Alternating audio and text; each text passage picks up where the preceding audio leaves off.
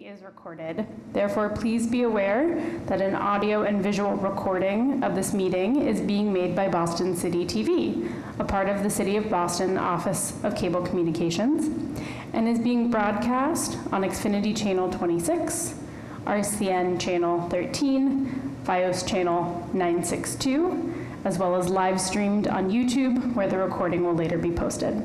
Wes, over to you.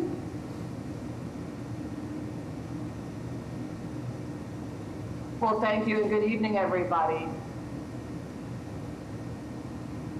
I guess we're going to go ahead and with the agenda for this meeting, as you can see it, we're going to be calling this meeting to order currently. First of all, we'll start off with introductions and 1 minute for me to get set up. Please, when you're introducing yourself, if you could please say your name, your role, which area you are representing, where you live, and a visual description of yourself. And if you're not on camera, and if you have a picture on your camera, please describe the picture that your demonstrator is showing as well. Thank you for your accessibility adaptations. My name is Wes, my last name is Ireland, and I am the board chair. I live in the North End, and my visual description is I am wearing a white shirt with blue dots, and I'll be using sign language to communicate for this entire meeting.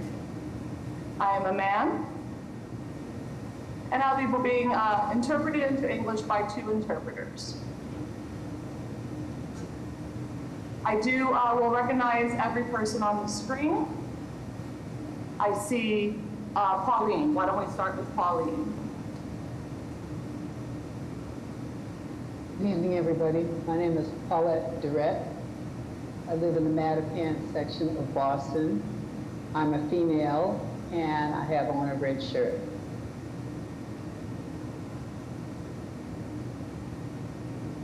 Thank you, Paulette. Carl, please be next. Good evening, everybody. My name is Carl Richardson. I live in Brighton. I identify as a deafblind individual. I'm told visually that I look a lot like Nathan Lane, the Broadway and film actor. I don't know, but that's what I'm told. I have salt and pepper hair, middle-aged, white Caucasian male. And I have no idea what shirt I'm wearing. As a deafblind individual, I just put it on because it was clean. Have a good, I look forward to seeing you. You come back and check out. Yes. Okay, I see that you are wearing a bike. Oh, excuse me. I see your shirt is green with stripes. Thanks for that, Carl. Okay, next up, Olivia. My name is Olivia Richard. I hail from Brighton. I am a white female with short brown hair, glasses, and a green t-shirt. Thank you, Olivia. Next is Jerry. Yes, thank you, Wes. My name is Jerry Boyd, and I live in West Roxbury, and I'm proud to serve the board from West Roxbury. I'm an advisory board member. My pronouns are he, him, and my visual description, much like Carol, I'm a middle-aged white male with salt and pepper hair. I also wear glasses. And I have on today a soccer uniform top with aqua and gray vertical stripes, and the number 17, and the name on the shirt is Boston Breakers.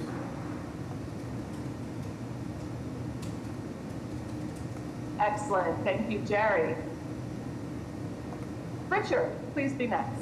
Hi, everybody. I'm Richard Levsky, a member of the commission, a white male who is hearing impaired, and I think Sherry has the best shirt. Oh, and mine's blue and white.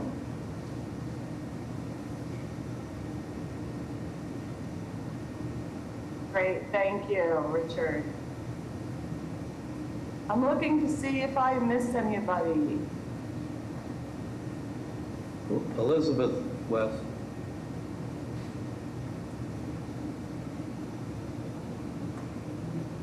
Juan, go ahead. I'm Elizabeth Jean Clower. I'm a board member. I live in Dorchester. And I have a photo that shows a white Caucasian woman with gray hair, short gray hair, purple glasses, and I'm not sure. Oh, and a blue shirt.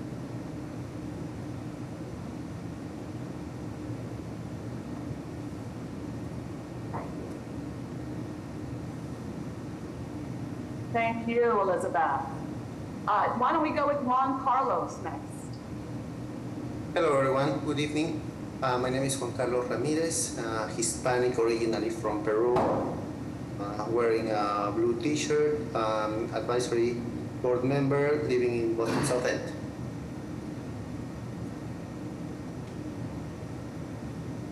Great, thank you. Thank you, Juan Carlos. And before I recognize the commissioner, I want to make sure I didn't miss any board members here. If I missed anyone, please speak up. Okay, seems not missing anybody. I will give the floor to the commissioner. Welcome. Thanks, Wes. This is Andrea. Commissioner Makash is having some internet difficulties and is trying to log on as we speak. I will let you know if she's able to hop on. Great, thank you for the update. Sounds good. So moving on then. I want to thank everybody for joining this meeting. I hope that the visual descriptions were meeting everybody's needs as well. So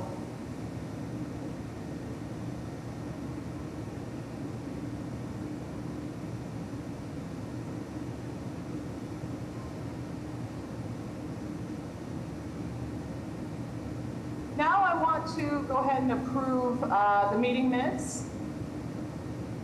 Does anybody have any comments in regards to the previous meeting minutes, comments or concerns?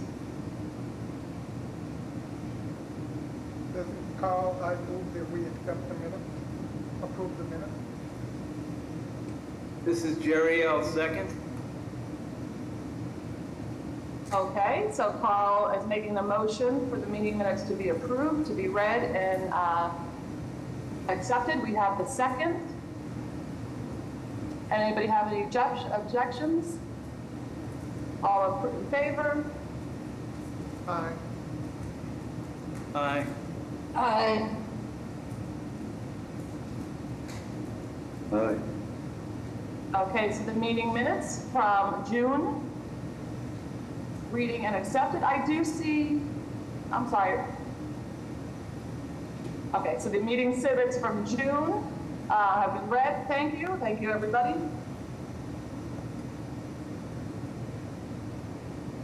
Now we're going to move on to the presentation from the Massachusetts Rehab Commissioner. And again, 1 minute for the interpreter.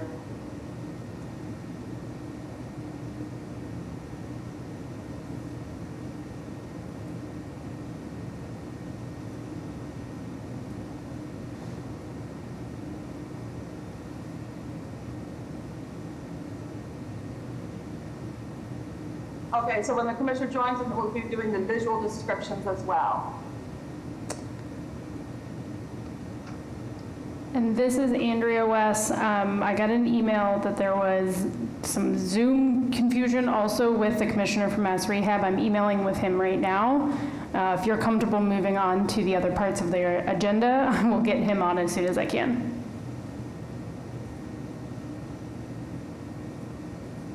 Sure. Okay, not a problem.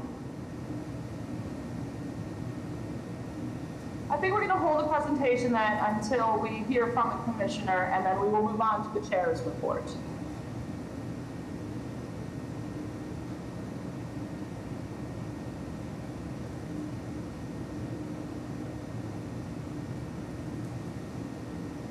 Sorry, I know the interpreter, to clarify, I'm going to go ahead with the chair's report now.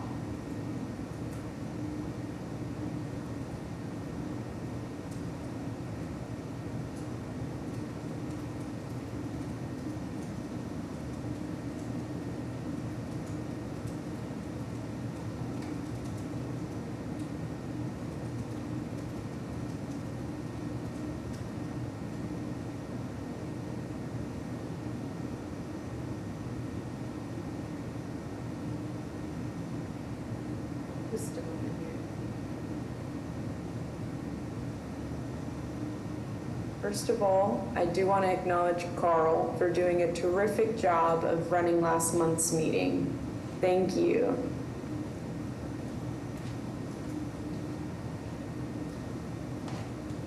I can't believe that summer is finally here and that it's already July. I hope everyone is staying cool.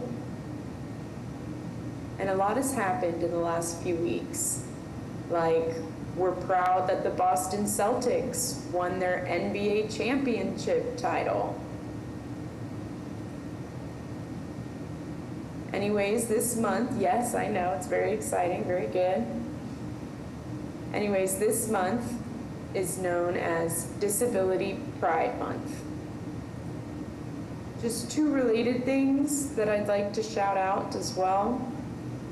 Boston Public Library is joining the celebration of Disability Pride Month. They just released the Disabled, Not Unable book list of recent books about the diverse experiences of the disabled and neurodivergent community.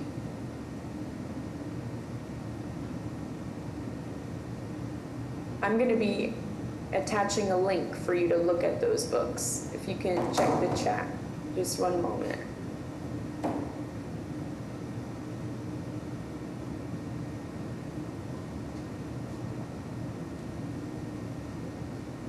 This is a total of 75 books on the list, and you can pick up a hard copy of the book list at any Boston Public Library branches while supplies last, or you can use the digital copy that I just shared in the chat.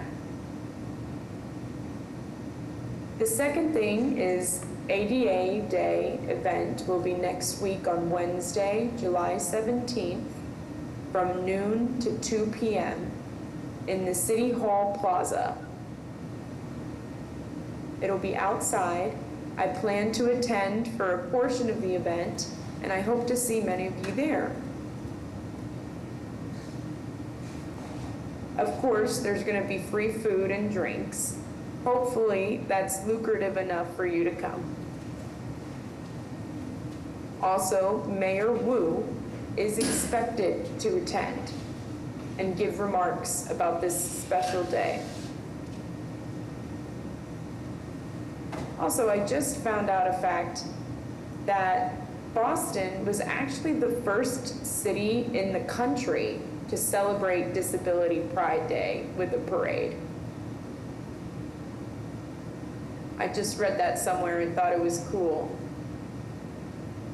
I would like to recognize Jerry and Juan Carlos as they provided recommendations to accessible restaurants as they were featured in a WGBH article. Juan Juan Carlos or Jerry, would you like to make a comment about this? I'm going to also put the link of the article in the chat right now. Sure, if Juan's comfortable, this is Jerry. If Juan's comfortable going first, he can chime in, and then I'll be happy to add my 2 cents. Of course, Jerry, please go ahead.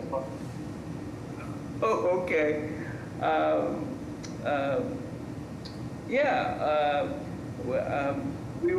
I was asked by outreached by a reporter at WGBH, Megan Smith, who actually reports specifically on issues facing the disability community here in Greater Boston. Around places that I find accessible to dine at, in different neighborhoods in the city. So I gave a couple of recommendations. One, in a neighborhood very close to mine, Roslindale. I live kind of on the West Roxbury-Roslindale line. So I gave a recommendation there, plus a couple of others, one in downtown and so forth. So it was really good to have the list and just another resource. And I will say that I feel like WGBH, especially having a reporter dedicated to reporting on issues of facing those of us in the disability community, is doing a great job of giving voice to those issues. And it's my hope that other stations in Boston and in the country follow suit. I don't think disability gets enough focus on the news. Particularly positive stories facing those of us with disabilities. So again, I'm looking for GBH to be kind of a trailblazer, in that area, and I was happy to participate in that article. It was a digital article, up on their website. If you do a search, you can find it all. And I know Wes said that he was going to include the link in the chat as well. So, and Megan actually told me that one of the reasons she reached out and decided to do the article was because that she was asked to. I mean, people in the community were asking. People were asking for that type of resource. So I was glad to just play a small part in putting that together. So, and I was happy to see that Juan Carlos and others that we know in the disability community participated as well. So.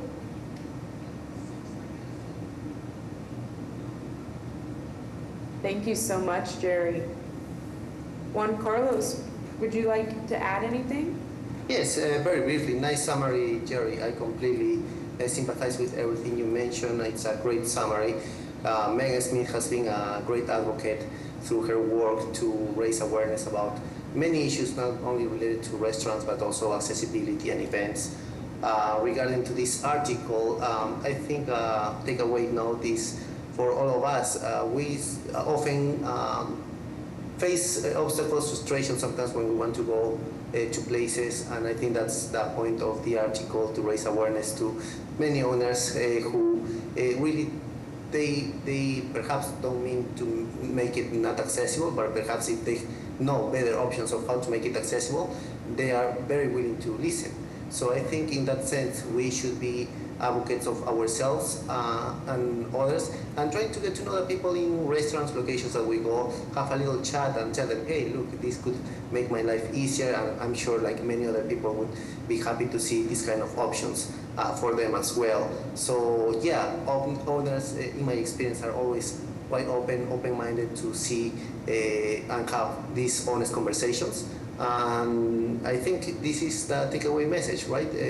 I was able to go to these places, to these restaurants, for a while, but some of them are not accessible. But since I frequent these locations, people who work there got to know me, and they make access accommodations for me. So I think that's the work that we as consumers and also advocates have to do in the future. So, but I really thank Megan Smith and her work, for raising this awareness and giving us that space to share.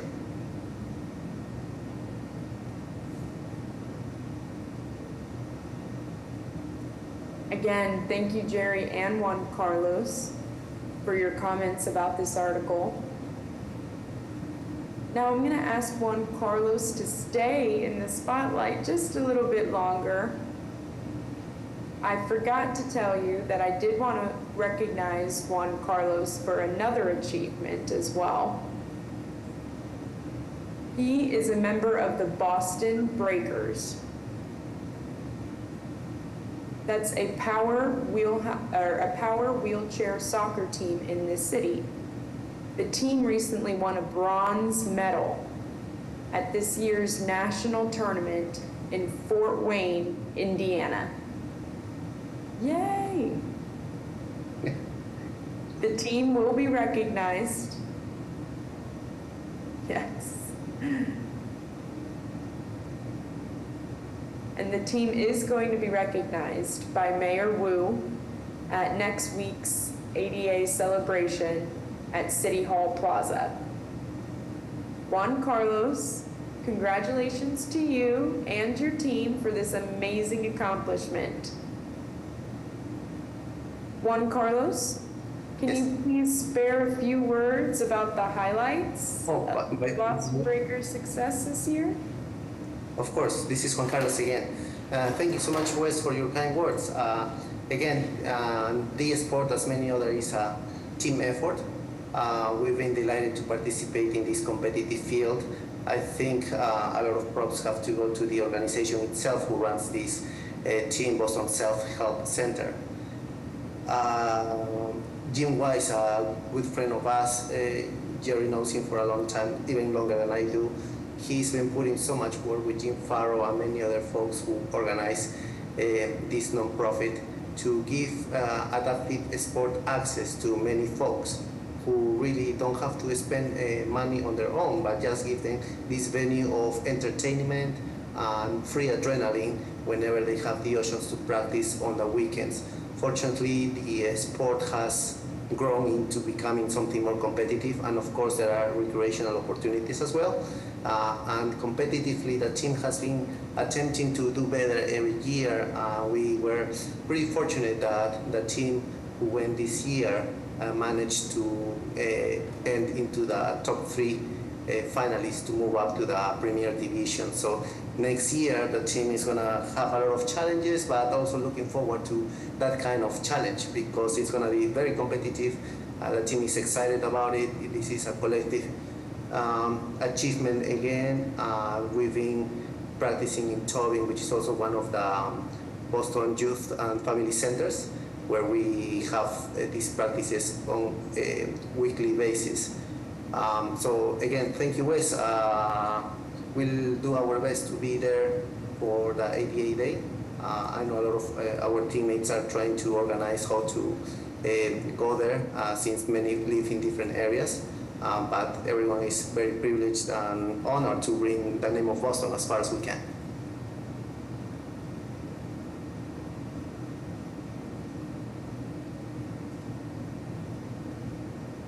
Thank you for sharing, Juan Carlos.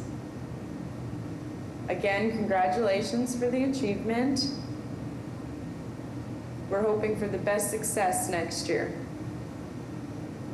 There's a lot of work that you guys put into that. Wes, this is Andrea.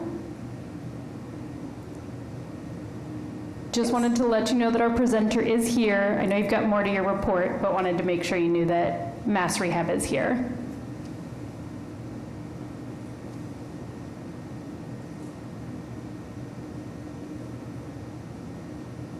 Okay, should I go ahead and finish the chair's reports and then go to the presentation, or should we cut to the presentation first? Bill, do you have a time crunch to leave, or? I do not. City of Boston is very important to me, so I'm here for as long as you need me here, and I'm honored to be here. So, I don't want to interrupt the report. Fantastic. Then my apologies for interrupting. Wes, why don't you finish, and then we'll kick it over.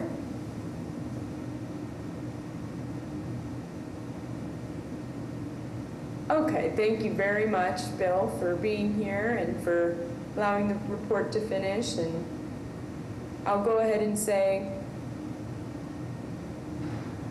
one more piece of the chair's report, and this is kind of gut-wrenching news about the Judge Rottenberg Education Center. It's a day and residential school for students with intellectual and developmental disabilities. And the school is located just outside of the city in Canton. As you all probably know, the facility is the only one in the country that still uses electric shock devices in their treatment plans. And the devices are potentially used for about 50 students. There was an article about it in the Boston Globe sometime in May that Governor Maura Healey had asked the FDA to ban the use of this device. And Kate Walsh, the Secretary of the Executive Office of Health and Human Services, also sent a letter to the FDA to support the ban of ESDs. Most recently, a U.S. House subcommittee added language to a budget bill that would make an exception to the ban if the use of the devices is authorized by a court. Unfortunately, their use is always approved by a probate judge. The language was approved along party lines at a meeting last month of a congressional subcommittee approving the budget for the FDA, with Republicans supporting the school's loophole. It is most likely that the lobbying from the school to get the language encouraged to be put into the budget. Many advocates who opposed it are trying to get the loophole, the exception language removed when it goes to the full committee this month, as the U.S. Senate has not taken up the FDA budget yet. Any thoughts or comments regarding this issue?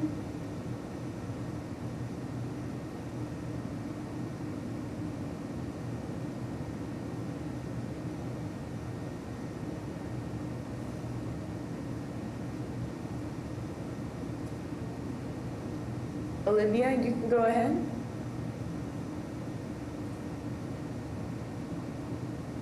I'm flabbergasted. It's 2024, and we are still using electric shock on disabled kids. There's something fundamentally wrong here.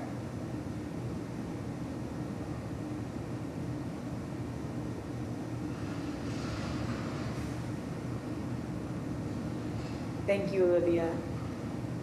Are there any other comments or concerns?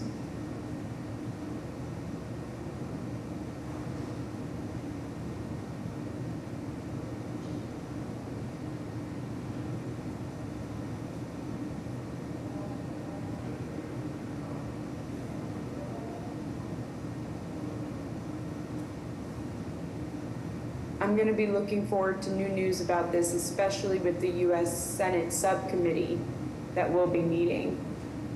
And they'll be looking at the budget for the FDA.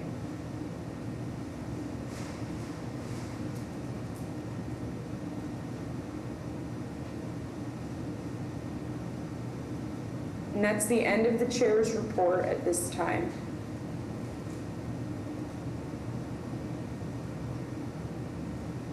Now we're going to go back to the agenda. And we have Bill, who is joining us. Bill Allen. Thank you. And if you would mind introducing yourself and also providing a visual description. Sure. My name is Bill Allen. I'm the statewide director of Job Placement Services for the Massachusetts Rehabilitation Commission. About 5'8". I used to have brown hair, now it's gray. I have blue eyes, and I have a medium build.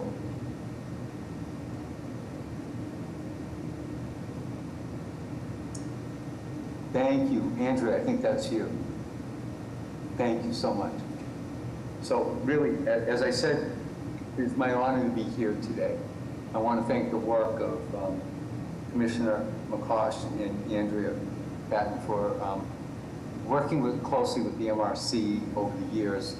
And it really is an opportunity for us to work with the City of Boston and really help individuals that are qualified to go to work who happen to have a disability. We've had some incredible, robust programming with the City of Boston over the past several years. And we really appreciate and value the partnership that we've had with the City of Boston. So Massachusetts Rehabilitation Commission is chartered by the federal government to allow individuals with disabilities to receive services to help them live independently and through work, through basically DR, vocational rehabilitation, is a program with all 50 states so that individuals with disabilities can be skilled, reskilled, upskilled, and allowed the opportunity to be an individual contributor through competitive, integrated employment. This is a mandate by the federal government. It's been in existence for about 100 years, but the formal program is probably in Massachusetts about 65 to 70 years old, if I'm not mistaken on that. It is a dedicated government-funded program from the federal government, as I mentioned, but also Commonwealth of Massachusetts funds the program, probably about 20%. So 80% of the funds for vocational rehabilitation comes from the federal government and 20% from the state government. It's been called the Massachusetts Rehabilitation Commission for the past 65, 70 years, and Commissioner Wolf, along with our Director of Communications, decided that we should probably embark on a new innovative name for the agency. So we are becoming, the new name will be Massability. It needs legislative approval. The governor has approved it, and now we're waiting for the final approval from the legislature. All indications are that hopefully by the end of the summer that will be known as Massability. So there'll be a huge marketing campaign to really allow us to really show the abilities of individuals with disabilities rather than the old name of Massachusetts Rehabilitation Commission. It's going to be really known as Massability. It's kind of a transformation in allowing us to really engage our employer community and our community at large with the idea of having Massability really become a centerpiece of individuals seeking to really get an opportunity to become employed and to have a career and be known for that opportunity so that they can achieve economic freedom through work. Everyone that goes to work typically has a career and an opportunity to grow, and so we want to be able to afford that same mission, if you will, allowing people with disabilities to really demonstrate that they too can be individual contributors. So that is a work in progress. So what do we do at the MRC right now? What do we do? If you want to flip to the next slide, Andrea. So we have a delineation of roles and responsibilities at the MRC, and I'm going to really emphasize my role as a statewide director of Job Placement Services. What does that look like? And our new title will be Career and Business Relations Services, so that we want to understand employer needs, and that includes City of Boston. We work with Andrea and the Commissioner to really understand the human resources component of City of Boston and identifying the skills that people can go to work. We have a robust program with that over the past several years. Since the pandemic, we're going to regain our traction with that opportunity to increase our ability to partner with City of Boston. And that being said, yep, you can go on. You can go to the next one. So we have a distinct role definition of each of the individuals that works at the MRC. So it all begins with the role of a vocational rehabilitation counselor. So if you are a person, a citizen in the Commonwealth of Massachusetts, and you have a disability and you're not connected with the MRC, you can apply for services. So there's an eligibility process. That has become really lenient over the past several years under the leadership of Commissioner Wolf. There's some presumed eligibility components through our MRC Connect program. You can go online, or you can call a 800 number to really connect with a counselor to provide you information about how to move forward with vocational rehabilitation.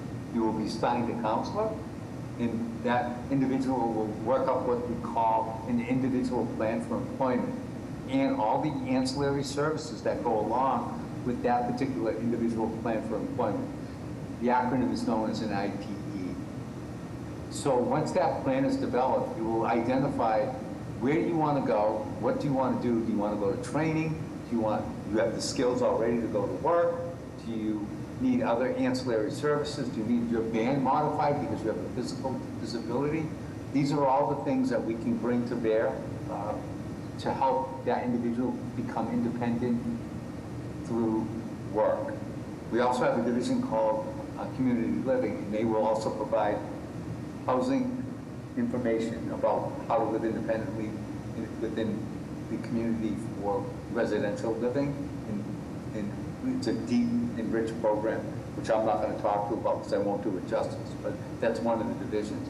The other division is Disability Determination Services. And that is something that we pride ourselves on. We're the designated agent for applying for a disability with Social Security Disability Administration. So those are the three divisions that we have.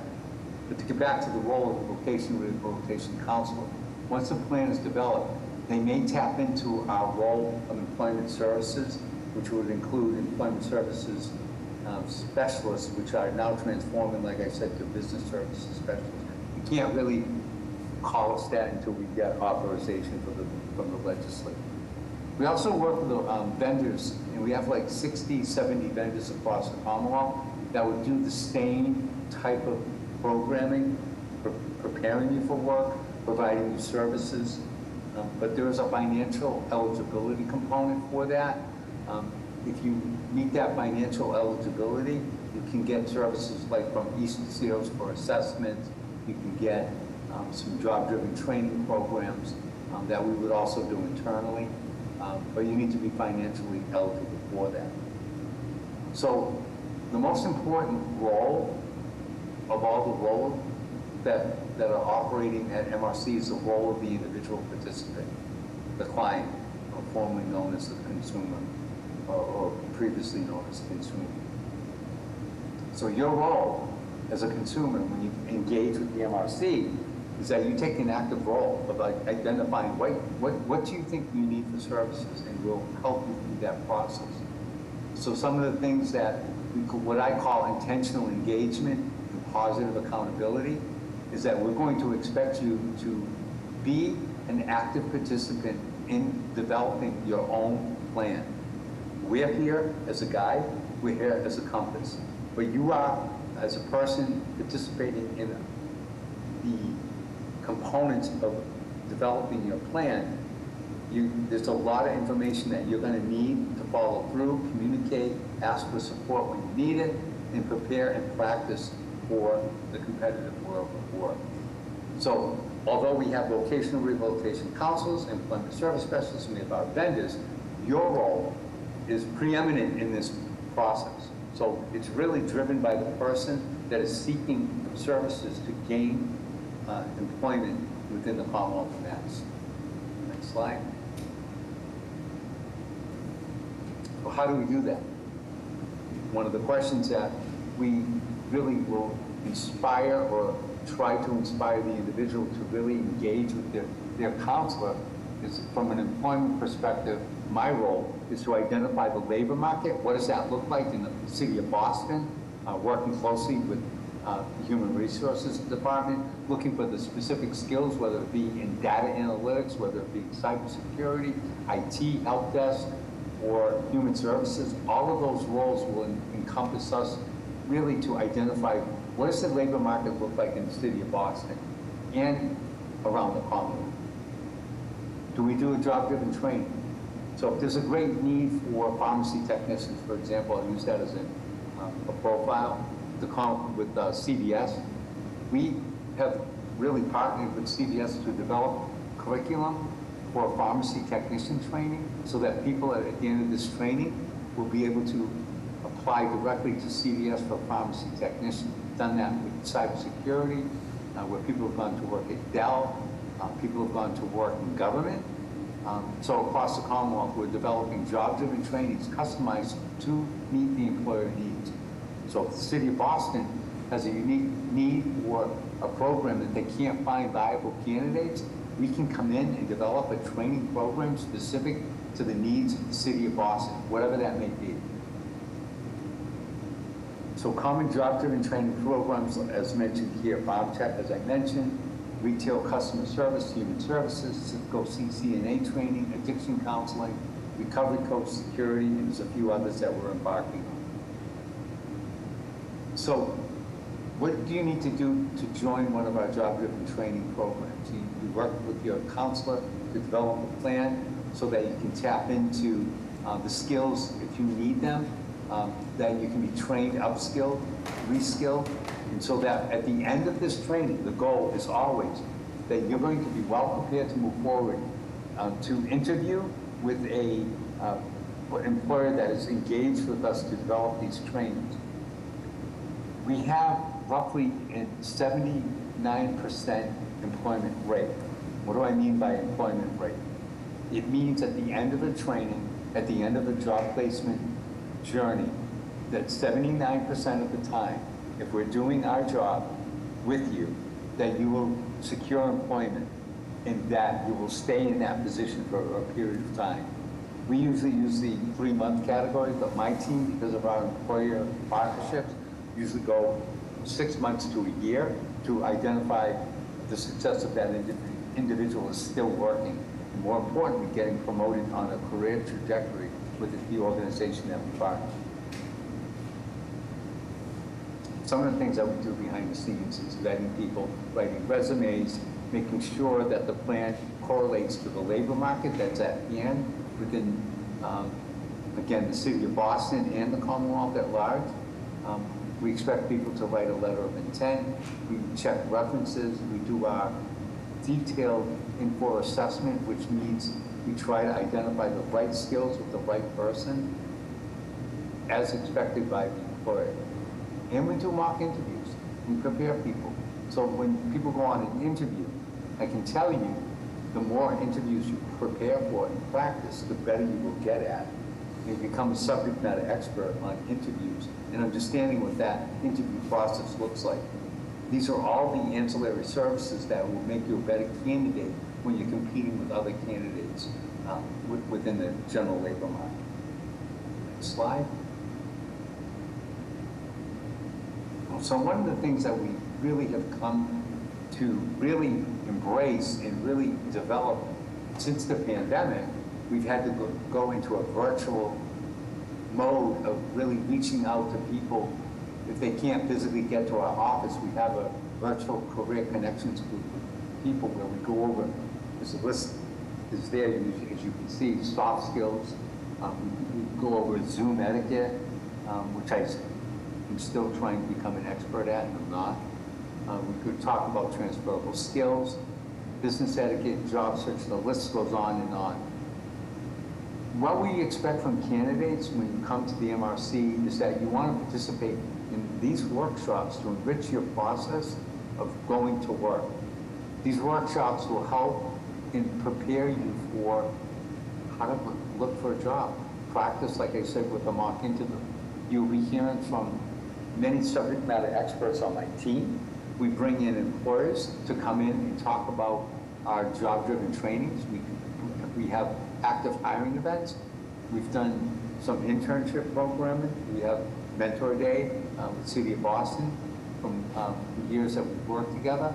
And the number one way to really get yourself a job, from my perspective, in my experience, is not going on Indeed, although that is one good forum to apply for a position. But if you have an experienced internship program, if you have a network opportunity to meet with a manager, and you have an opportunity to get through a job-driven training, you've just increased your chances of getting competitive integrated employment, because they get to see you firsthand versus someone who's applied on Indeed, and they bring them in for an interview. They don't know who they are. But by the end of the programming at the MRC, you have full-on knowledge about that employer. You have full-on knowledge about the expectations of that job. You have been recently upskilled and reskilled so that you'll be able to understand what the expectations are, and you'll be able to demonstrate that in an interview setting. All of these things combined, all of these tools is what we bring to bear for anyone coming through the MRC. We've done an incredible job, again, with City of Boston over the past several years. We're doing next slide. And one of the things that I wanted to really stress to individuals and elsewhere for people that come through the MRC. One of the things that I have seen over the years is that people feel that they need to disclose their disability. In some circumstances, you definitely do that. One of the things that I'm doing, educating even my own colleagues, is that who's in front of me today? What skills do you have? You may have a disability, but we really want to emphasize, we really want to accentuate the power of the skill set that you bring. And oh, by the way, you happen to have a disability. For me, as a practitioner of job development, that is secondary and is not the sum total of who you are. The person that is moving forward with competitive employment has skills and abilities, and that should always, always be presented first. You are able to disclose your disability if you feel confident about your skills and abilities, and that secondarily to disclosure is the fact that you may need an accommodation, you may not. But we have these winning strategies that will allow an employer to see the person for who you are in terms of the skills you bring to the organization, and that you're going to be an individual contributor to the world of work, to the organization, whether it be government, whether it be public, whether it be private, it doesn't matter. So understanding when and where and how to disclose is really, in my view, singularly focused on what you bring as a skilled individual who happens to have a disability. Next slide. We really have to understand what that disclosure means. It's not essential to divulge any specific personal information about who you are and where you come from. How your disability impacts you, or it does not impact you, to have the capacity to learn and perform the essential functions of the job. It is important to know that disclosure and information is sensitive, and you are the owner of that information. I think these are the things that I wanted to share here today. As a person coming through our programming, that they have what it takes to do the job. By the time they get done their training program, by the time they get done their preparation for an interview, it's important to understand that if you have to disclose a disability want to know when, where, and how to do that. These are the things that we will empower people at the MRC. So we've developed like an integrated resource team of family members, businesses, of networking. All of these culminate into really empowering and gendering people with disabilities to really become a positive influence with educating other people with disabilities as well as the organizations. Okay, I think I'm running out of time, so I don't want to overplay the timeline. I think that's all I have to say with information about disabilities. So we wanted to really identify the commitment to job search. Mentioned all the ancillary services that we do. We always want to keep an open communication with our vocational rehabilitation counselor. And we really want to identify a checklist of activities that would serve the individual well to go to work again, whether it be public or private entities. These are the steps of workshops that we do each and every day for people being serviced through the city of Boston. Citizens that live in the city have access to these same type of services that we're in alignment to do with any other organization. I think that's all I have. My thing for me right now, if you have questions, can I do clarifications? Does it make sense with what I said to you as someone coming from a state agency to a city agency and wondering if how do we empower our people better that live in the city of Boston?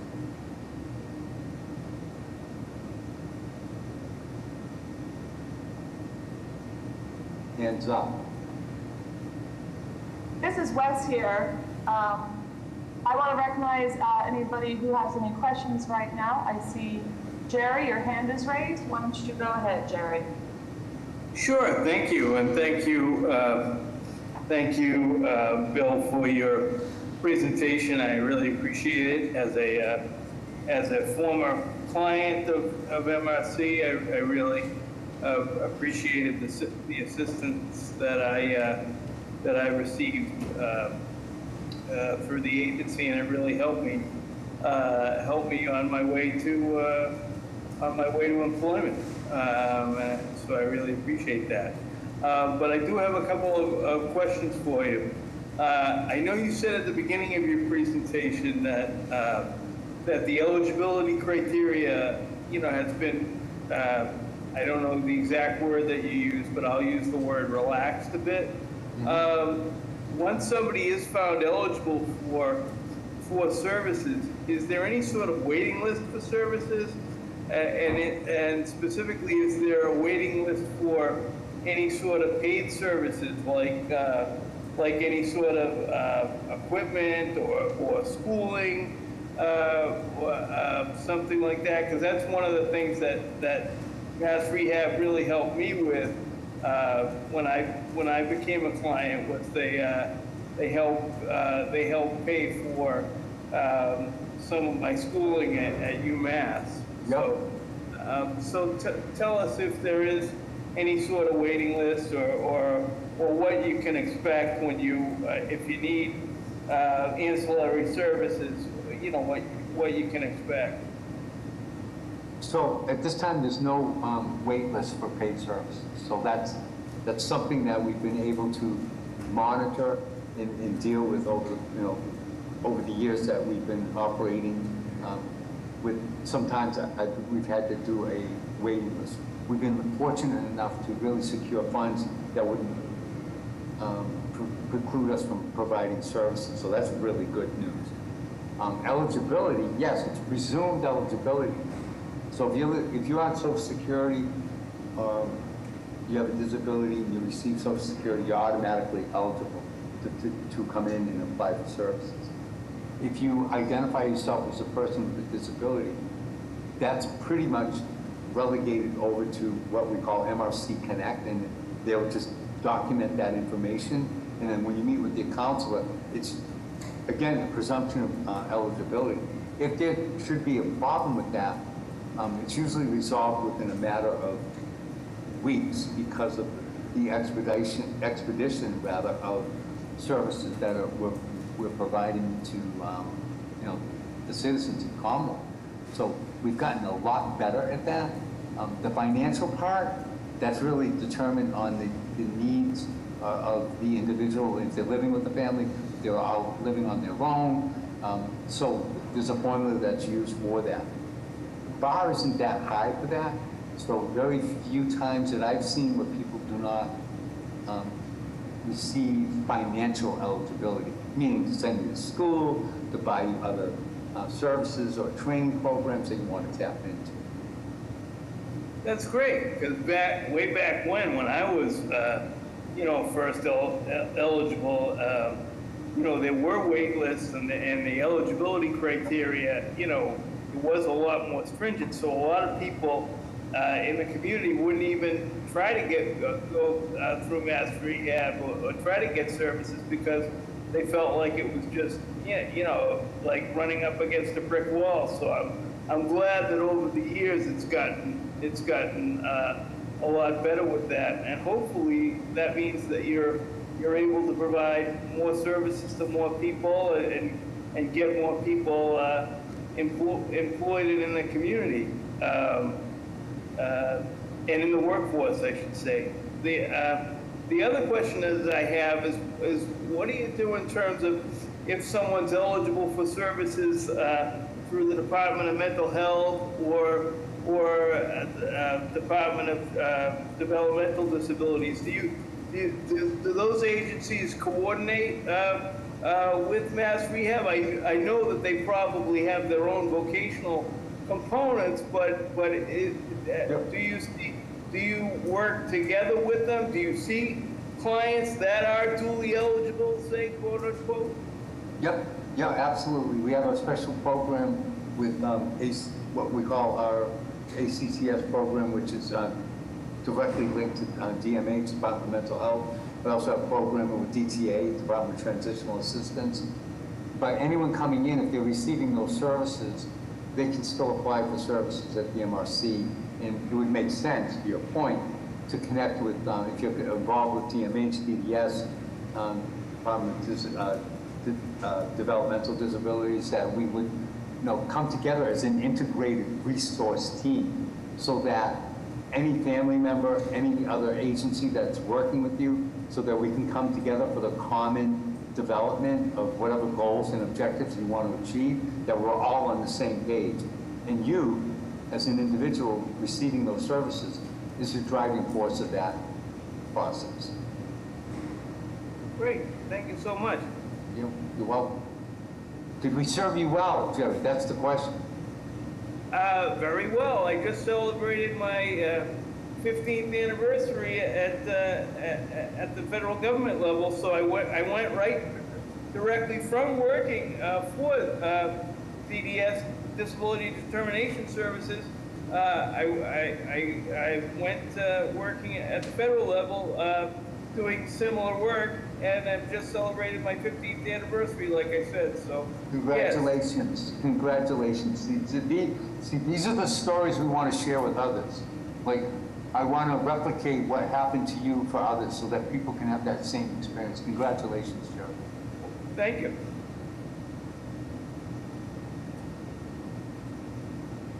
We have another hand up. And congratulations for the achievement of 15 years working for the federal government, Jerry. And now I'll recognize Paulette on the floor. You may have a question or comment. Yes, I noticed that there was a conflict resolution piece. I saw a bullet on that. Could you speak a little bit more about that? Sure. So what happens sometimes is that things change in people's lives and they want to make a change in their plan. If there's an issue where the plan is being developed and we want to come to terms with, like, maybe working with the employer to figure out what does that plan look like, and we would empower the individual to advocate for themselves. So if there's a conflict, we have prescribed manners of how people can interact with each other, and we empower people when you come into a conflict, how do you deal with that? What does conflict resolution look like? Sometimes bring in subject matter experts to deal with those conflicts. We also have an ombudsman on board that gives us guidance and really tries to mitigate any particular issues that an individual may be having. From my perspective, we want to empower people and engender them and empower them with information about if you run into a problem at work, here are the techniques that you should deploy when you're dealing with maybe a particular conflict at work. So we have programming on those particular skill sets. Thank you. Thank you.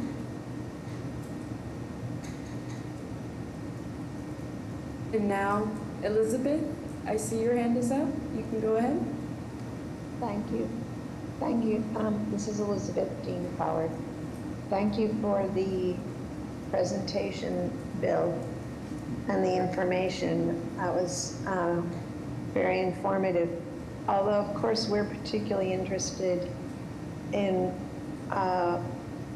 what we can do to help or to spread the word in Boston. I am curious, as a statewide agency, or whatever is the right word, that you oversee, what are there parts of the state for people with disabilities that are more challenging, either geographically or personnel? Yep, great question. Yeah, we struggle in the rural areas of the Commonwealth to give the same services that someone would get in the city of Boston, right?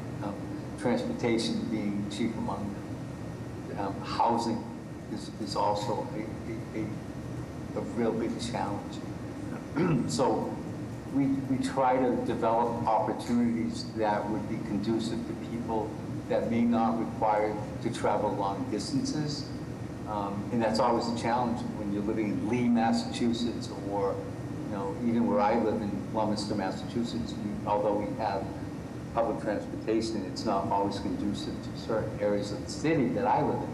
So that certainly is always a challenge with people that may need some modifications to their work because of transportation issues, and quite frankly, housing. Let's face it, it isn't news to anyone that housing across the Commonwealth is hugely expensive now. So it's a horrible fact that we live in a great state, but we can't always afford to live where we want to live because of the cost of housing. Obviously with food prices and all of that. So those are the things that we're always struggling with from a job placement perspective. Like, where can we find a viable job opportunity where someone can get to and feel secure in getting there, but also staying in a career trajectory so that it allows them to become stable with work. And those are few and far between in the rural areas. Thank you. I'm getting back to housing. What about in the Boston area for people who are coming to you? Are you finding housing is an issue for clients or applicants? No, I think housing is an issue for everywhere. I can't speak to the level of housing that's in Boston. I think City of Boston would be better able to answer that type of question with me. My thing is that if you've got secure living, we're going to get you a job to keep that secure living. And that's the thing for me, is to ensure that if you've got that living situation, what do I do as a director of job placement to make sure that you don't lose that opportunity to keep that housing in place for you, and providing those enrichments with work can allow you to try to live independently in that housing situation.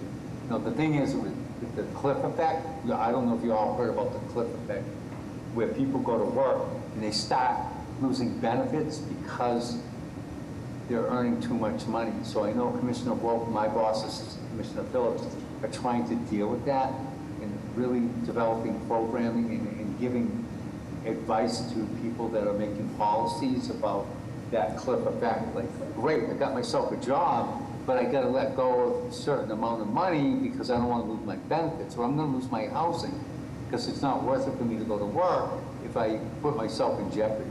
So those are ongoing issues. My goal is to get you more than an entry-level position so that you can have a more than a living wage, and I mean more than a living wage, because the living wage that we know of is really, I think it needs to be relooked at. What does that mean? What's a living wage? You said I gotta buy food, I gotta pay for my housing. And if I can't do that on that wage, in terms of a entry-level position, it's not really worthy of me to go to work. I have to find something that's gonna be substantial, gainful employment so that I can pay these expenses that we're all seeing increase.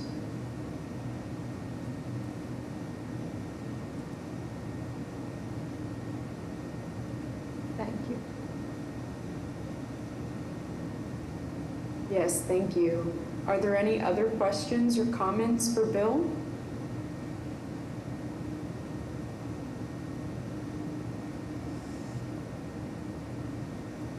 I do have a question myself. I'm going to hold on to my question. Juan Carlos, you go ahead. Yes. Hi, Bill. This is Juan Carlos. We really met like many years ago at the time when I was unemployed as well. I don't think you remember me because so many people to help, but I was among those ones who you try to network with, and it gained a lot of experience. So again, MRC did a terrific job for networking for me. Eventually, I landed a job. I'm very happy with that. So my experience has been great.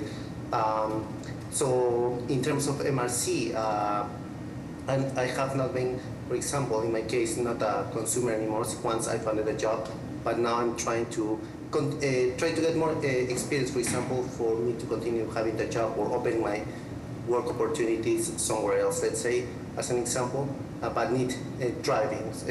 And now I'm in the process of trying to learn how to drive and all of that. Could you talk a little bit about how MRC helps to people like me who are trying, for example, have the opportunity of driving their own vehicle? Yeah, great question, and I do remember you. Oh, great. I do remember you. Thank you, thank you. Yeah, I saw you as soon as your hand went up. I'm like, how do I know this person? And it's good to see you. So we have a whole department.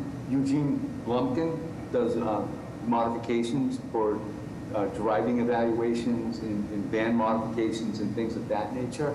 So I don't know where you are in that process, but we certainly can help you with that. You can open up another case, Juan, if you wanted to, and I think those services can be provided to you.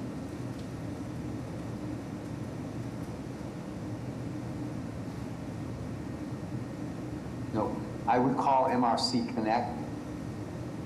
Yes, I have submitted my ticket. I received the interview with my counselor. It's just like a gradual process, as you mentioned, because now they have to balance what's the income, the process. So it's a whole process, and I completely understand that. Yep. So, but again, my experience with other folks who have it, it took them a while. So I was wondering, what are the best options to start a process? How do you advise people who are like very new to this process? That's a really we're not knowledgeable about how to start. I think that's a point, how to get it. Yeah, that's a really, really good point that you make. I mean, I just talked to Jerry moments ago about how eligibility's been relaxed, and the problem is we have a backlog, not because we have a formal wait list. It's just that when people apply for services, they're not getting as quickly into the system as we'd like. So if you want to reach out to me, Juan Carlos, I can try to help facilitate that process a little bit. Maybe you can talk to the department people to see what that council can do to help moving forward. Sounds good. Thank you so much. Yep.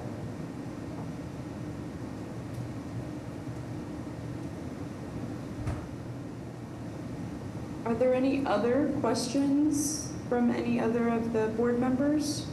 before I ask my question?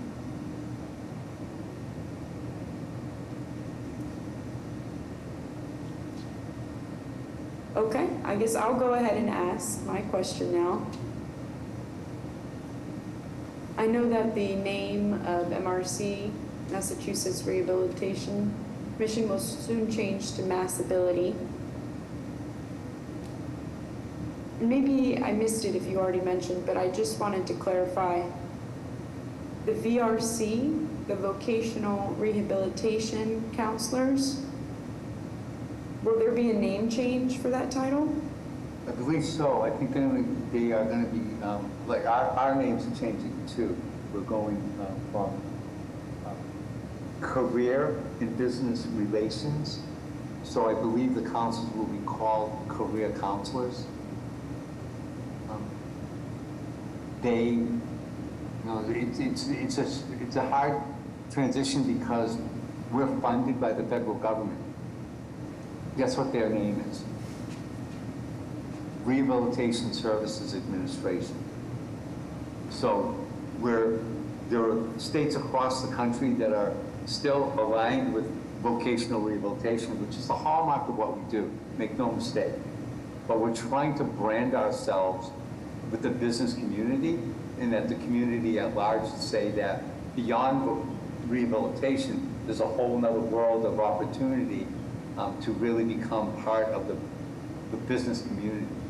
So I think vocational rehabilitation will be this way for a period of time in terms of their branding, but we want to brand ourselves with businesses and really focus on ability.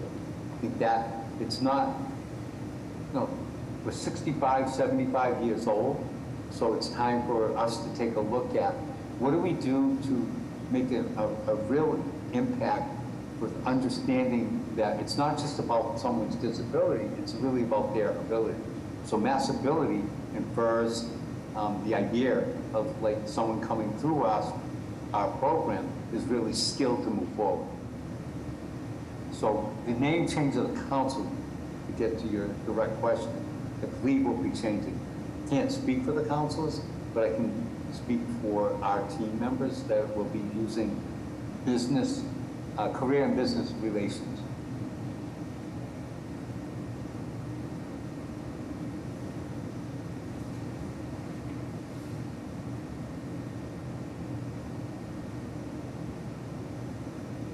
Sorry about that. Thank you, Bill. Thank you for your presentation. Can you hear the interpreter? I'm not muted. I can hear you. Yes, you can hear me. Thank you. Well, thank you all very much. This was, again, always an honor and a pleasure. Andrea, Commissioner, thank you so much for the opportunity to present. I hope you're able to synthesize my information. If you need more information about what I've said or assimilate whatever I need to do to assist the board, I'm here to be of service to you.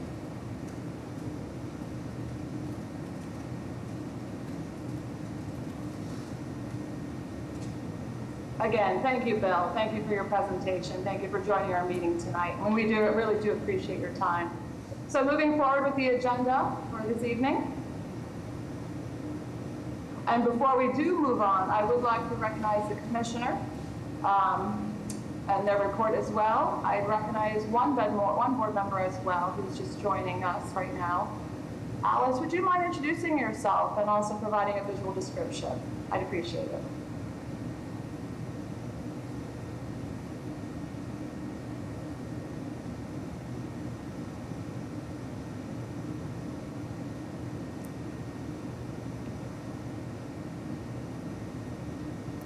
That for me? Trying to unmute. That's for you, Alice. Yeah, you're unmuted.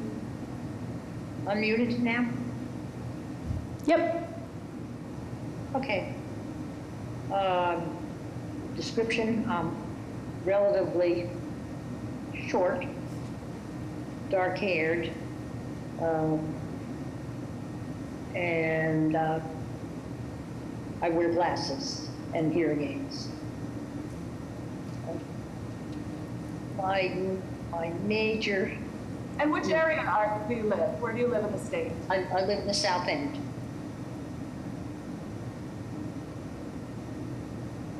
Okay, thank you. I've been living there since Part 1986. of us.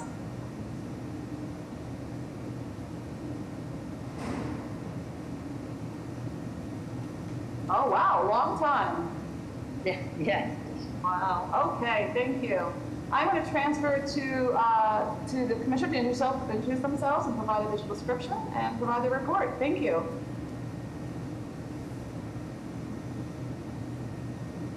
Thank you, Wes. Good evening, everybody. I'm Kristen McCosh.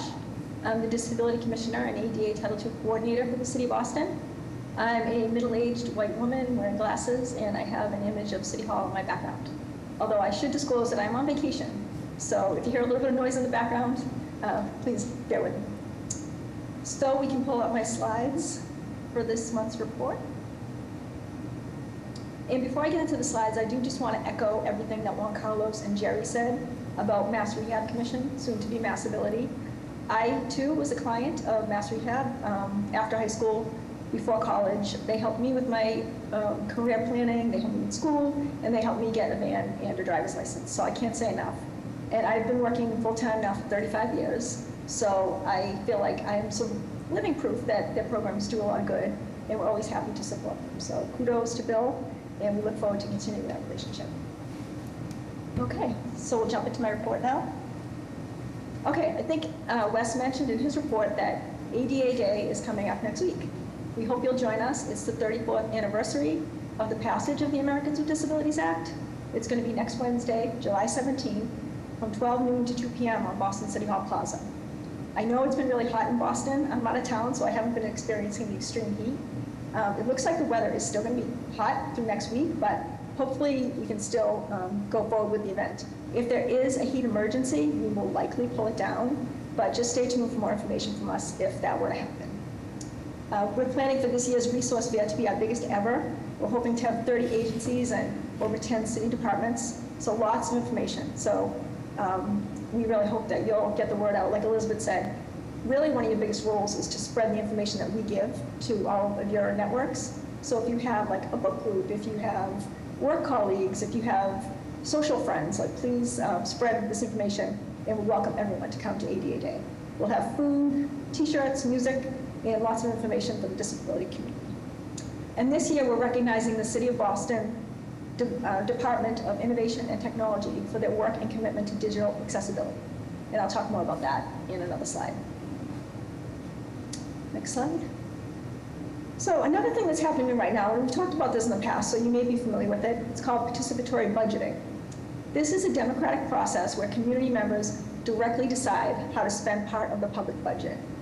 This is a practice that deepens democracy, builds stronger communities, and creates a more equitable distribution of public resources. And all these goals are something that Mayor Wu is firmly committed to, as is our chief, Mary Angeli Sola-Severa, in her work on equity and inclusion. So we have an Office of Participatory Budgeting, and this was established by ordinance in 2023. Their mission is to provide an official point of entry for residents to contribute to the budget process. Through the public participatory budgeting cycles, the office engages the public to elevate community-centered projects that advance social and racial equity. We also want to add disability equity into that lens. And we've been pleased throughout the years to see many things approved that were actually accessibility projects that weren't even raised by people with disabilities. They were just raised by people, youth raised an issue for Franklin Park to make accessible seating. And we've seen other ones that have really included people with disabilities. So we'd love to actually have people with disabilities weigh in on these things too. You can contact the office at bp@boston.gov or call or visit their website. And just a little bit more on the process. There are three steps to the budgeting process. Idea collection. So if you have ideas, you can submit them through an online portal. It could be a phone, in person, or at library branches, and even at City Hall. Visioning forums. These are held in the public to engage with residents, city departments to discuss and assess the feasibility and impact of ideas. And we've held a few of these. I know some of you have attended. We had one at the Boston Public Library last year, and some people have definitely participated, but we'd love to see more active participation from people with disabilities. And then finally, there's the voting process. These will occur in person and online. So anyone who's over 11 years of age or in 6th grade can select up to 5 proposals with an estimated dollar amount. So if you haven't done it yet, it's pretty exciting. It gives you a direct hand into local government, and it really feels empowering to be able to make choices like that. So I encourage everybody to do it. Next slide. Okay, so another big thing's happening now. Our disability data standards are finally finalized. So I know I've been talking about this for months now and letting you know what the process was and what was happening. But now that they're finalized, an announcement will be coming soon. We'll be doing a press conference, a media release, and Megan Smith will be doing a story from WGBH. And I agree with all the kudos that she got earlier. She's a great ally to the disability community. And ADA Day will be recognizing the Department of Innovation and Technology, specifically for their work on creating a digital accessibility plan. And they are really good thought partners with us. And they, all of their staff is really trained in like accessibility and inclusion. And so we have a really good working relationship with them. And this year's theme for ADA Day is You Count, talking about people with disabilities, because we want to collect data on them. We want to make it a more robust process. And we want to ensure that people with disabilities are represented in all ways in the city. So just to briefly summarize, like I said, I know I've told you this before, but a real quick summary. The purpose of collecting data on disability is to understand how accessible our services are, to identify areas to target investment, to ensure city workforce reflects Boston's diversity. So these are things like if we see that, like, at some of our events, like 20 people brought a service dog to an event, well, maybe we want to have a service animal relief area the next year, things like that. So we want to actually collect data that will be useful, not collect data just to have statistics. And the importance of developing a disability data standard is so that because the questions can be personal. They can also prompt fears of discrimination, which we know are well-founded. So we want to support consistency across departments. So one department isn't asking you for a diagnosis, and another department is asking you for what your symptoms are. So we want to just have a standard process, a standard question or two that is going to be general for all city departments. And then we're going to tell you exactly what we're going to do with that data and why we're asking it. So we want to, we did a deep dive into all this, which I've shared with you. And what we've come out with is, we learned that there were no good existing standards to adopt. So go to the next slide. And so what's in the disability data standard? Just in a real quick summary, we are going to give the guidance that disability data collection should be part of a department's broader accessibility strategy. It should focus on what people need, not what their specific disabilities are. So we'll offer multiple ways for people to participate in sharing this data. And again, we're also going to be telling people why we're collecting the data. And it is always optional. You never have to answer it. And we've kind of shifted a little bit. Like I said, from asking, like, do you have a mobility limitation? Are you blind? Are you deaf? To really asking about what types of services do you usually need? Like, do you usually need ASL? Do you usually use a ramp? Things like that. So it's going to focus much more on ways that the city can be prepared to serve people with disabilities rather than checking a box that like 3 people who are blind attended this event. And then the implementation will be coming in the following months after we do our press release. And we have 3 different ways we're implementing it. First, we're going to do hiring recommendations to the Human Resources Office. We've been working closely with them to ensure that there is a form that people can self-identify as disabled if they choose to. And this is just for purposes, this one is for purposes of data collection, just so we can see how many people with disabilities we're interviewing, how many people are we hiring, how many people are still in the job. We can develop metrics, we can make goals, we can ask for funding. So that is really an important piece of the work. Right now, we have no way to measure any employee information on disability.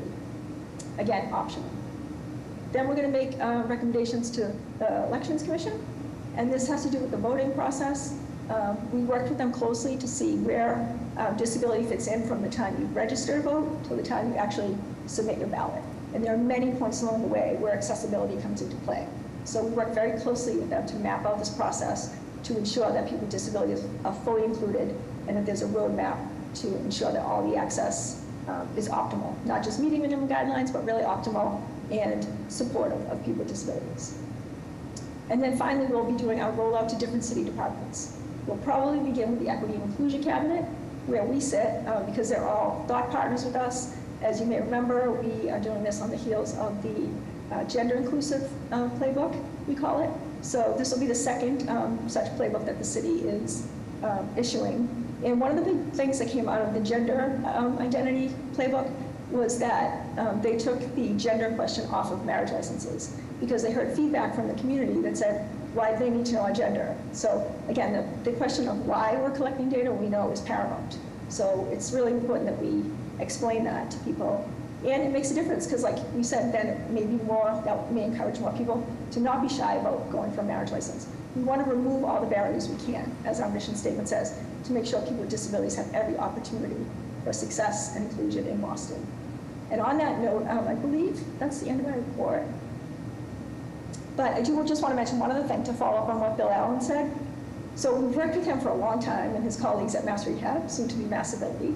And one thing that we're working on now is we're beefing up our employment initiatives in October. For the last few years, we've done an online webinar on how to get a city job. But this year, we're going to be doing a series of webinars throughout October, one to find housing, one to find out about savings and supports while you have a disability, and one to find out about going to work for the city. We're also going to be piloting a day where people with disabilities can come in and look at jobs and potentially interview on the spot for a position. So we'll have a lot more information coming out about that, but we're really excited about it, and we love to support employment among people with disabilities because as three of us here have attested, it really makes a big difference in equity for people with disabilities in their own lives. So we're excited about that. And I think that's it.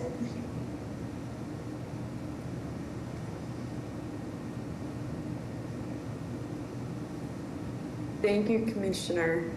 I really appreciate your report. Do we have any questions or comments about the Commissioner's report?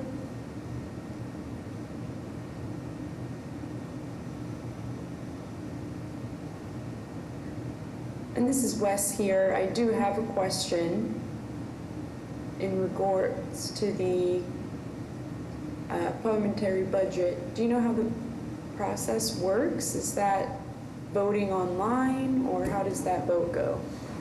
I believe you can vote online and in person, but Andrea's been more on the weeds than I have. Can I turn it to you? Sure. Yeah, so there will be multiple different mechanisms to vote, as the Commissioner said.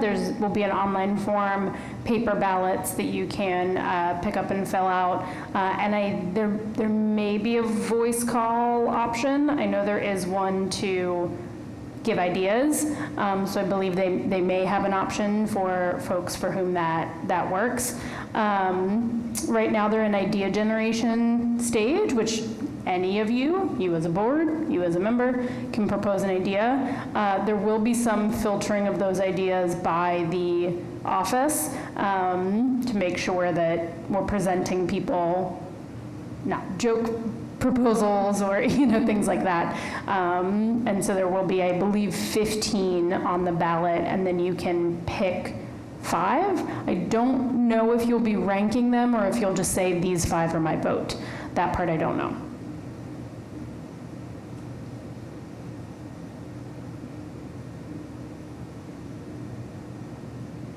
Thank you, Andrea. Any other questions or comments from the Commissioner's report?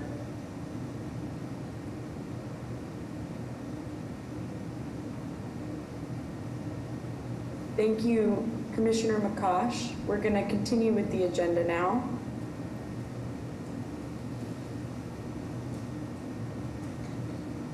As for announcements, does any board members have any announcements they want to share?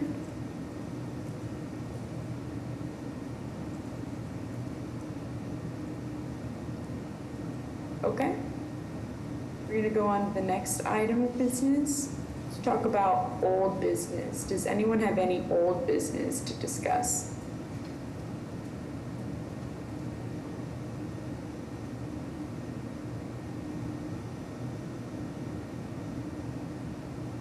Any new business?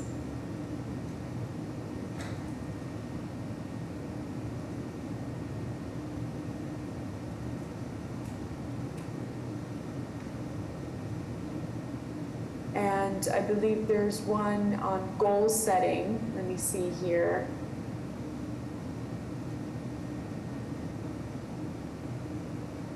So I'm going to bring up this discussion for goal setting. There has been some energy from the board to set goals for our work moving forward. The executive committee discussed setting goals that would provide structure to our work within our existing responsibilities. We looked at the annual report from last year for ideas. The report is a requirement of our board and has been handled by the commission, the department, for years. This was what was in the 2023 report.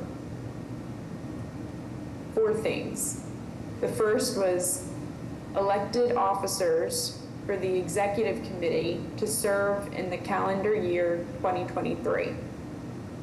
The second was to hold 10 monthly public meetings on Zoom with presentations that included the following topics. Wrote 3 letters of support for state legislation. Continued to monitor BPS transportation services improvement for students with disabilities. So for this new business item, we wanted to ask you, what are goals we can set for our work? For example, do we want to set a goal to write a certain number of support letters each year? Do we want to set a goal of how many members of the public attend our regular meetings? Do we want to set a goal around a specific content or initiative, like we did with advancing the captions ordinance?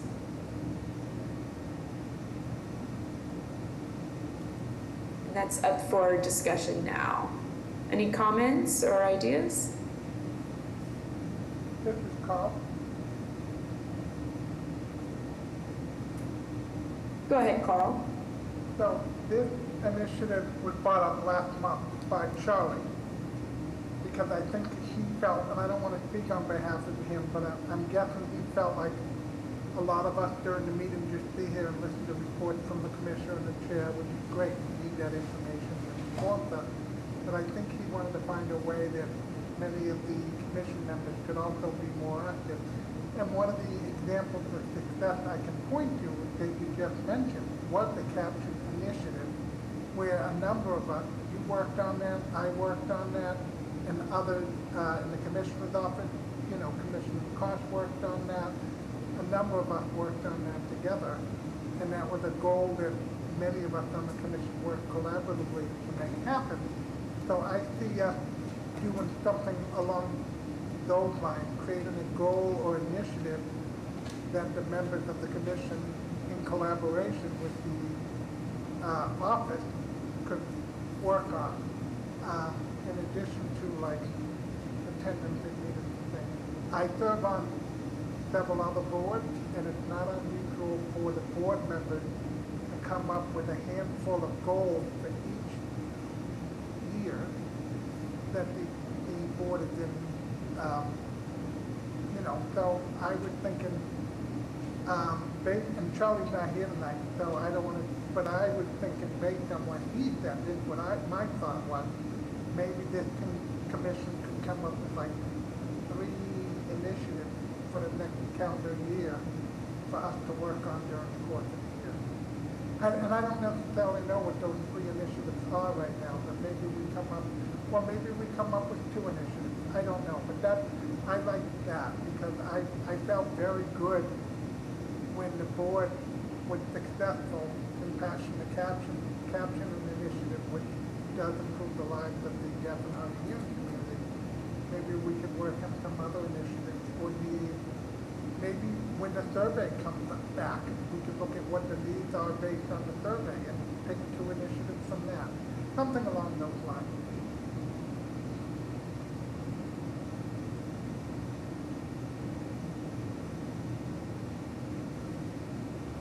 Thank you, Carl.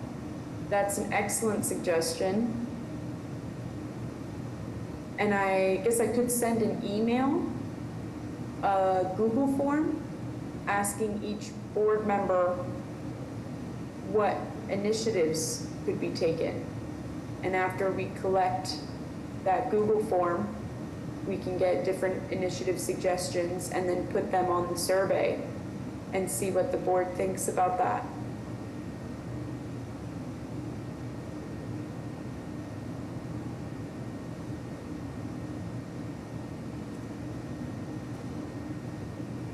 Commissioner McCosh, I saw your hand was raised.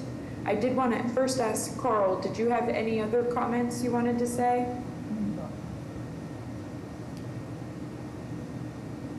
Okay, perfect. You can go ahead, Commissioner McCosh. Thanks, Wes.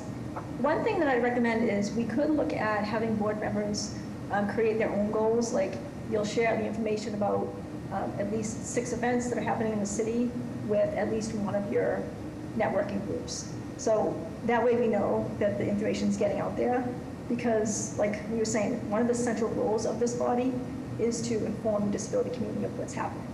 Because the presentations we give to you, they're really meant for you to use to inform the community. You're each our eyes and ears of the neighborhoods. So when we meet someone and they say, oh, I didn't know the city did that. And I'm like, well, we've been doing it for a long time. Like, it's not that I'm saying you don't spread the word, but the more ways we can spread the word, the better. So I would just like to throw that out there, that you could each commit to looking at, like I said, a handful of events and committing to sending the flyer out to so many people per year. That's just a suggestion.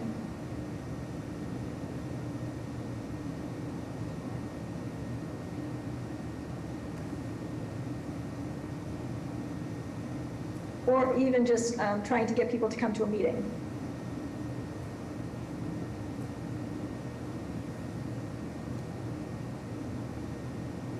Right, thank you, Commissioner. That's a wonderful idea. And I see Paulette, your hand is raised. Yeah. Would it be a reasonable goal for us to, similar to what Juan Carlos and I think it was Jerry did with the accessible restaurants, that we reported back from maybe our neighborhoods and areas, accessible, I guess it was called, accessible areas for, say, entertainment or leisure or just activities of daily living. Do you follow what I'm saying? Like, some areas are just more user-friendly for folks with disabilities than others. And it might be something that we look at as a group, that here are some recommendations that we would have for folks.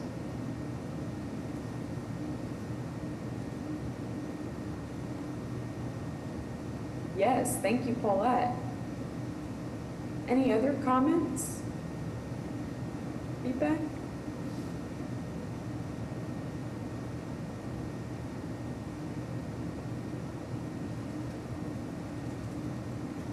So I guess I have one more thing.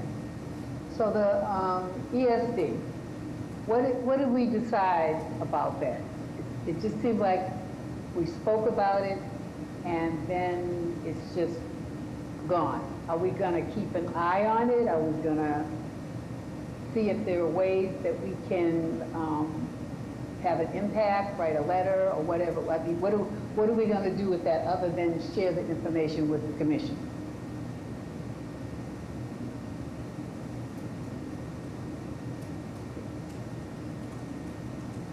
Thank you, Paulette. And I did want to clarify,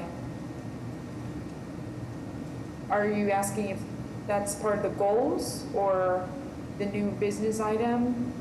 So I'm asking, what are we doing with it? What category are we going to put it in? Is it going to be old business that we bring up when we have updates to it? Are we going to decide at a certain point to write a letter I mean, what are we gonna do with it other than the announcement that you made, Wes?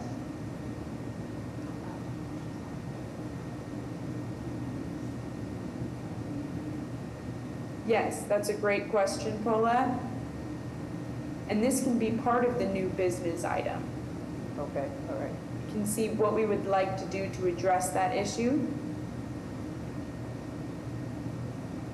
And we can follow up in the chair's report as a part of new business. Okay, thank you.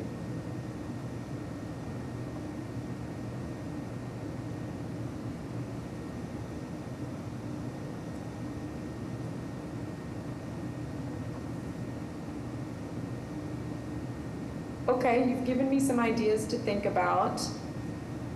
I know that we won't be meeting next month in August. Our next meeting will be in September. I'm thinking that I will go ahead and send out a Google form to you all. I'll ask each board member to provide an initiative. We can collect your data and put it on a future survey before the September meeting. Will that be helpful for everyone?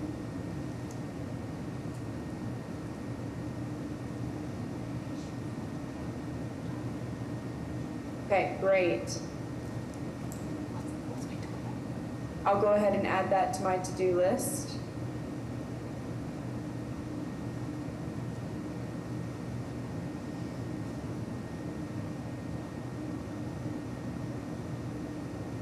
Is there any other new business items that the board would like to discuss?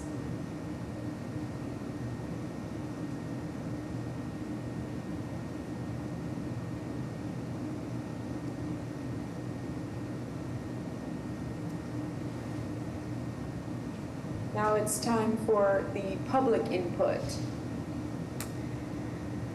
Thank you, Wes. And this is Andrea with my reminder for any members of the public. I don't think we had one on earlier. I don't see any on tonight, but for anyone watching at home, if you do join us in the future, we always do public input. You will be unable to unmute yourself on your own here in the Zoom room, so you'll have to raise a hand or put something in the chat and I will unmute you, and then you will have 2 minutes to make your comment or question.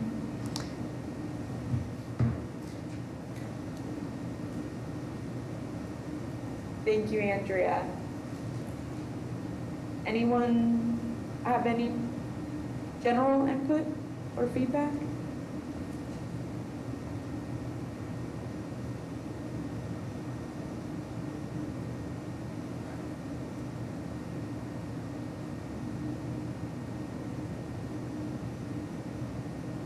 All right, it seems like there's nothing at this time. Carl, would you like to say anything? Why are you picking on me? What? No, I'm kidding. Of course I would like to say something. I would like to make. Well, you always say it. Yeah. I know. I would like to make a motion to adjourn. I second. And we've got a second. So Carl made the motion to adjourn. I see Jerry has his hand up to second. Does anyone support that? Paulette beat me to it. She seconded the motion. You can disregard my hand, other than to vote in favor of it, prematurely, obviously. Got Paulette with the second, and all in favor say or show aye. Any? Aye. Aye. Aye. Okay, this meeting is adjourned at 7:17. Thank you all. Enjoy the rest of your summer. Stay safe and stay cool. Take care.